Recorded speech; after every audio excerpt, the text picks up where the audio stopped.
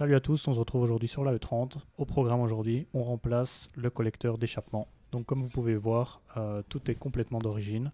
On a encore le collecteur avec l'échappement, raccordé à l'échappement, avec la petite partie qui est au-dessus. Je suis pas trop sûr d'à quoi elle sert.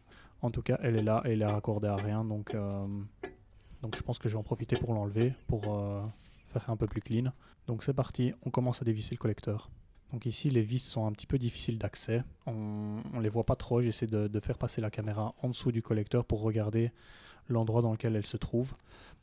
Finalement, avec une douille, j'ai réussi à dévisser la plupart d'entre elles. Malheureusement, il y en a certaines qui sont complètement figées.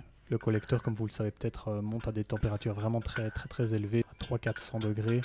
Ce qui fait qu'avec le temps, le moteur et la voiture en elle-même ont quand même 40 ans. Donc tout s'est complètement soudé avec la chaleur. Au grand mot, les grands moyens, j'ai sorti la pince et on dévisse celles qui sont bloquées.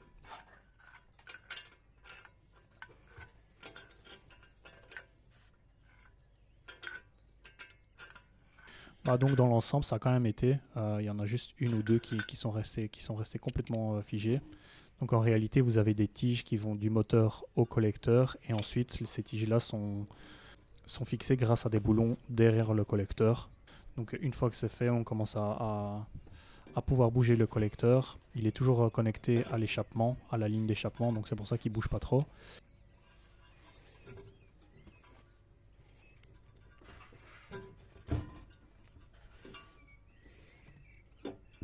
C'est une modif assez rapide à faire en réalité, mais c'est quelque chose que je recommande si vous ne l'avez pas encore fait sur votre voiture. À savoir que si vous avez des vapeurs qui s'échappent par le collecteur d'échappement, vous perdez en puissance, donc le moteur tourne moins bien, vous consommez plus, vous avez des pertes de puissance. Donc franchement, ça prend 1 ou 2 heures. Je vous recommande vraiment de le faire.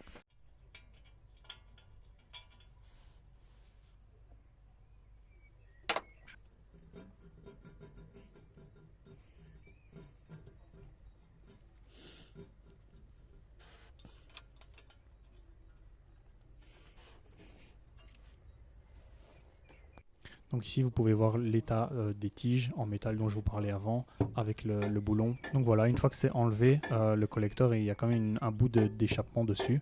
Donc j'ai laissé ce morceau-là pour pouvoir l'enlever, parce que c'était plus facile comme ça en réalité. Et les vis qui tenaient le collecteur au petit bout d'échappement étaient dans le même état que le dessus. Tout était soudé, donc j'ai laissé ça comme ça et j'ai préféré enlever le collecteur avec le bout d'échappement. Donc une fois que tout est déconnecté, tout est libre, on va pouvoir enlever le collecteur par-dessus, donc par le moteur.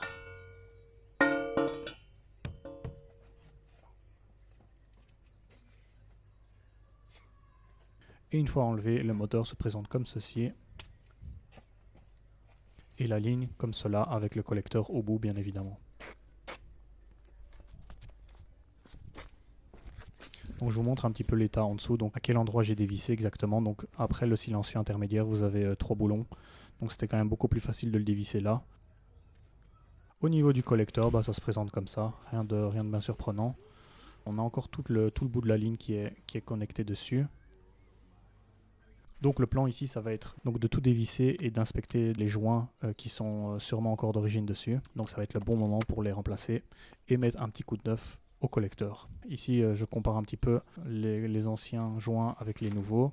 Comme vous pouvez voir, ils sont complètement désagrégés.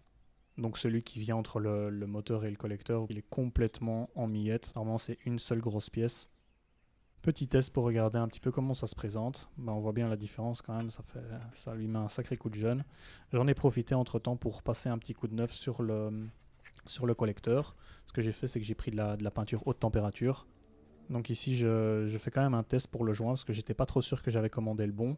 Donc j'aligne le collecteur sur le joint. Ici, le joint est un petit peu différent parce que j'ai pris un modèle avec un pare-chaleur. J'ai lu que c'était quand même recommandé parce que celui d'origine n'en avait pas. Maintenant, comme vous avez les câbles haute tension qui sont neufs, j'ai préféré mettre un pare-chaleur. Comme ça fait une petite séparation entre les câbles et les chaleurs du moteur. Comme les câbles sont une sorte de gomme en plastique comme ça, j'ai pas voulu qu'ils soient abîmés par la chaleur.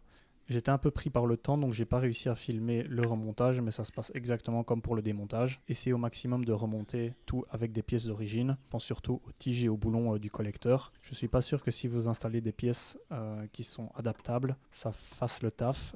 Ça risque de péter avec le temps, comme ça monte dans des chaleurs très très élevées. Et ça se présente comme ça une fois que tout est monté. Donc vous voyez ici le collecteur mis à neuf et le joint avec le pare-chaleur qui vient protéger les fils haute tension qu'on va venir reconnecter. Donc voilà, c'était une modif assez rapide à faire en réalité. J'espère que ça vous a plu et on se retrouve pour la prochaine vidéo. Ciao!